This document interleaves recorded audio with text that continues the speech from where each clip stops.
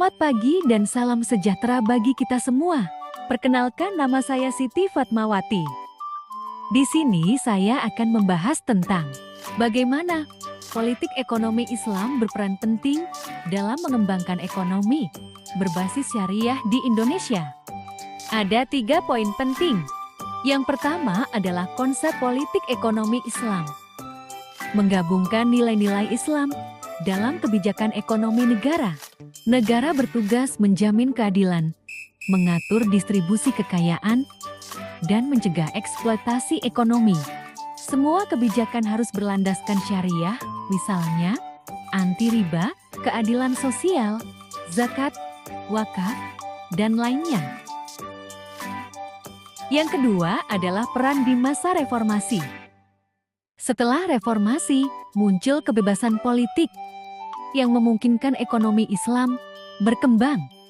Banyak lembaga keuangan syariah, bermunculan bank, asuransi, pasar modal syariah.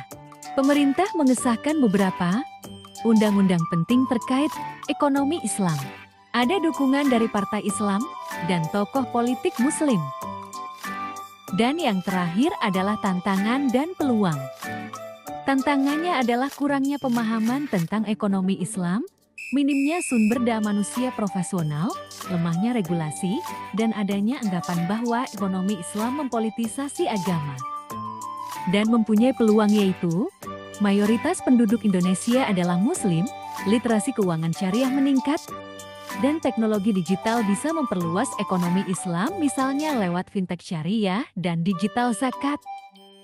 Jadi semua yang saya jelaskan barusan mempunyai kesimpulan. Politik ekonomi Islam adalah kunci dalam mewujudkan sistem ekonomi yang adil dan sesuai syariah. Reformasi membuka jalan, tetapi penerapannya masih butuh dukungan politik, pemahaman yang lebih luas, dan sinergi lintas sektor. Berdasarkan 3 pembahasan utama dalam makalah ini, dapat disimpulkan bahwa politik ekonomi Islam memiliki keterkaitan yang sangat erat dengan sistem ekonomi Islam. Politik ekonomi Islam bukan hanya sekadar wacana normatif, tetapi merupakan instrumen penting dalam mewujudkan prinsip-prinsip keadilan, keseimbangan, dan kesejahteraan umat sebagaimana yang diajarkan dalam ajaran Islam. Konsep ini menekankan pentingnya peran negara dan kebijakan publik yang berlandaskan nilai-nilai Islam untuk mengatur distribusi kekayaan, pengelolaan sumber daya, serta perlindungan terhadap kelompok yang lemah dalam struktur sosial dan ekonomi. Demikian isi presentasi saya kali ini. Semoga apa yang saya sampaikan dapat bermanfaat bagi kita semua. Jika ada kekurangan, mohon dimaafkan.